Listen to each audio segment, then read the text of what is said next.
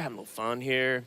Sounded like it. Focusing a little bit on the New York Giants, focusing a little bit on Daniel Jones. He's fuming, huh? He is.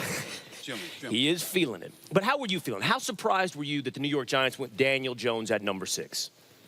I wouldn't say surprised as much as disappointed for Giants fans. I mean, if you watch the tape, this guy, listen, I've sat in a room with him. I've sat with David Cutcliffe, and he's explained how much he loves him, how smart he is, and he's a good guy. His teammates love him. He's competitive. He is a runner. He can run. But I see a backup quarterback in the NFL. And when you look at him, he's slow to process at times, inconsistent decision maker. He is, if we did statistics on all these quarterbacks, second to last of all the quarterbacks, talking about 15 draftable quarterbacks this year, second to last in terms of under pressure, which is the most important thing to evaluate with quarterbacks from college to the NFL. He was third. Haskins. He was first or second in all, first, second, or third in every single one of these. Haskins was first, second, or third in every category. Yes. Yeah. Got it. Yep. He was last in deep ball accuracy, third to last in inside the pocket, second to last in the deep out throw. I mean, I don't see what they see. So let's say you, philosophically, I get it. If you think he's going to be that kind of quarterback, yeah, sure, you take him at 6.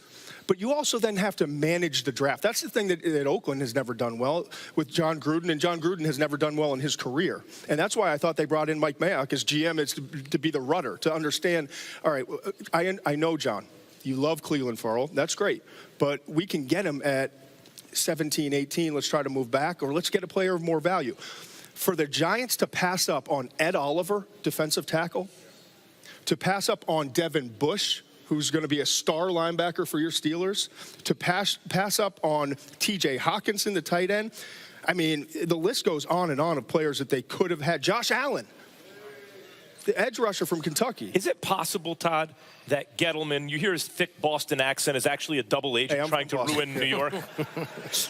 Is he there to undermine my favorite? Because, like, I'm joking around everything, but, look, I do this for a living. We do this for a living. You guys are sports fans. You have real-life problems and stuff.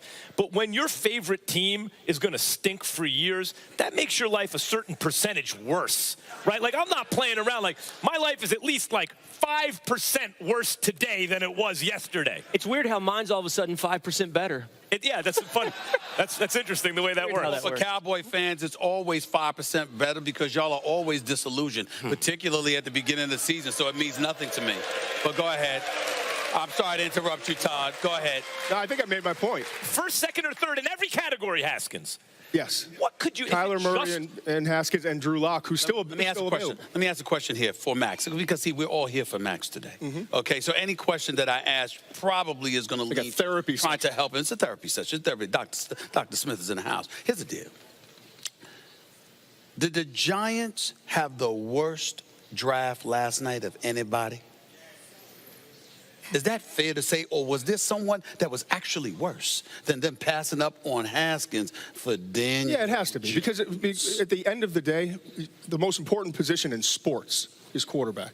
And if you screw that up, then you're going to struggle for years to figure it out. Now, they've got Eli, and they think he can play at a high level.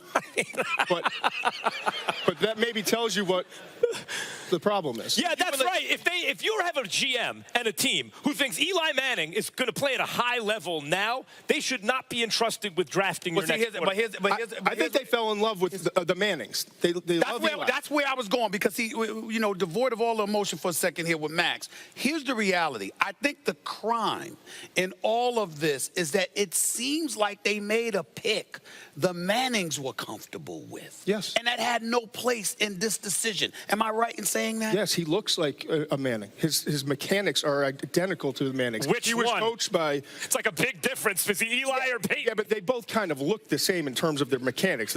Their end result isn't always the same, but they look the same mechanically. He looks like Eli physically. You know, the tall, lanky guy. Everything about it is perfect, and he can be kind of controlled and managed. Todd, you brought this up a moment ago. There were 2 moments in the draft last night where jaws dropped, where people were like, I can't believe they just made that pick at that moment. One, obviously, is Daniel Jones to the New York Giants, but the other was right before that. That was the Oakland Raiders taking Clelin Ferrell at number 4. Where did you have him rated? I had him rated in the 20s, the low 20s. Yeah, I think he's a good player, but I don't think he's 4. You have Josh Allen still there, Ed Oliver I mentioned. You've got so many other players that they could have had. Now, in their defense, they tried to move back and couldn't get a deal, and that's all fine. But I'm going back to Daniel Jones. Forget it. All right, fine. All right. We can do this. Ben Roethlisberger, Tom Brady, Drew Brees, every single one of the top quarterbacks you can think of, they all have one trait that's similar. They're assassins. I mean, they'll take you out and they won't think twice about it. Daniel Jones is a really good guy. You'd love to sit in a room with him and talk to him. Smart guy. Picks things up quickly. I don't think he has that. I think he's missing that. I think that outside of the physical stuff, that to me is the thing that scares me. I just don't see that. Well, he doesn't have the pedigree in a big-time conference in big games. He doesn't have the numbers. He doesn't have the he processes slowly. Yeah. He doesn't have the killer's mentality. And you have him slated. He was a 0-star recruit basically. And you that have wasn't him, me. That was high school. But high school, yeah, okay, I had him right, like going 59 into overall. You have him 59 overall, and you project him as a backup starter in the NFL. Yeah, backup could develop into an average starter. Well, that's just great. That's great. All right, Todd. Wasn't much debate. By the way, we get on out here. congratulations For me, I deserve a congratulations. Devin Bush, the Steelers moving up 10 slots and getting Devin Bush at number 10. You just got your leader of the defense for a decade. We're all good. I think I speak for all good. Dallas Cowboys fans. We're all good. Fans of the NFC East, fans of the NFL. We appreciate you this morning, Todd. How does Haskins project as an NFL player, Todd? A good starter. Yeah, good starter. Okay. Right, thanks, Todd. You got it. All right. I feel like I was used today. Quarterback. Good starting quarterback, right? Right, yes. Yeah. All right, listen, coming up after the break, audio of a phone conversation.